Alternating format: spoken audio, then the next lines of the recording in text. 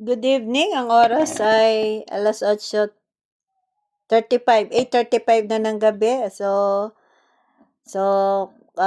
time na para sa pamamahinga. At syempre, bago tayo mamahinga ay tayo muna ay nais ko magbahagi ng aking devotion ngayong gabing ito bago ako matulog. So, syempre, busy tayo sa maghapong pagtatrabaho natin, magpunta sa farm, linis ang bahay, nagluto.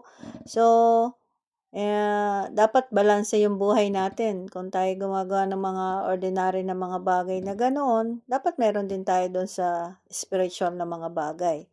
So, ang akin pong babasahin, anyway, bago pa lang lahat, salamat po sa mga nagsasubscribe. Nadagdagan uli ng isang subscriber namin. Thank you, Lord. At sana i-follow din po ninyo ang aming YouTube channel ni Daddy Mar and Mami Don, sapagkat ang amin pong YouTube channel ay patungkol sa mga sari-sari na natural na nangyayari sa buhay ng mga Pilipino, at especially sa mga katulad naming mga senior na at malapit na mag-senior. So, sinisikap namin, iniisip namin kung paano kami makakapagbigay ng mga matututunan o magiging inspiration sa mga manonood o yung na kahit bata pwedeng manood, at may magandang mapupulot tayo doon sa ang mga manonood doon sa mga maiikling video na aming ipinapalabas ni Daddy Mar. Anyway, we will never be hindi naman kami nagi-give up, at try lang ng try kung ano yung i-guide ibigay i-allow ng Panginoon sa aming ma-video namin. We try na ito ay mai-share sa inyo, sa mga manonood. So, ang akin pong babasahin ay magsisimula tayo dito sa Mateo, ang libro ni Mateo. Yan. At ayon po dito sa aking babasahin, ang magandang balita ayon kay Mateo ay naglalahad na si Jesus ang katuparan ng ipinangakong pagliligtas ng Diyos sa mga aklat ng lumang tipan. Sa pamamagitan ng paggamit ng maraming talatang hango sa lumang tipan, binigyan diin ng sumulat ng aklat na ito na si Jesus na taga Nazaret ang hinihintay na manunubos ng bansang Israel, ang bayang hinirang ng Diyos. Subalit kahit na si Jesus ay isinilang at namuhay sa lupain ng mga Hudyo, ang magandang balitang ito ay hindi lamang para sa kanila kundi para sa lahat ng tao.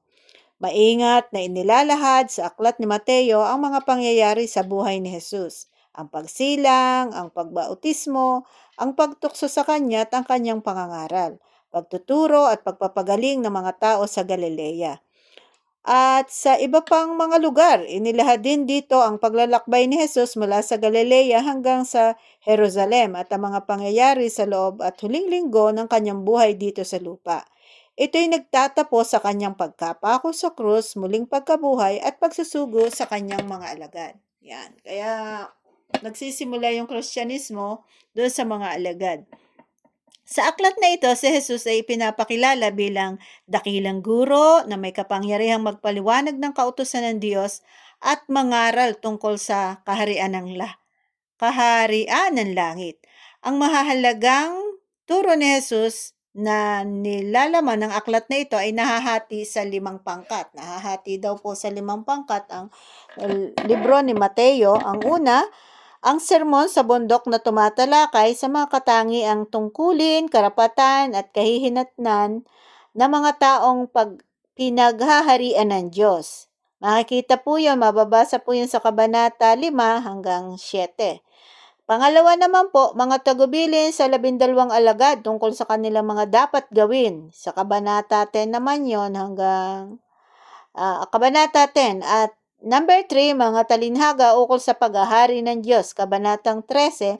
At ang ika-4 naman ay ang turo tungkol sa kahulugan ng pagiging alagad. Kabanata 18.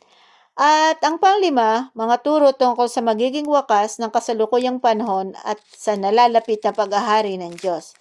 Pinapaniwalaang isinulat ni Mateo ang aklat na ito Unang-una para sa mga Hudyo upang sila'y sumampalataya na si Hesukristo ang katugunan ng matagal na nilang hinihintay na pagliligtas ng Diyos sa kanyang bayang pinili.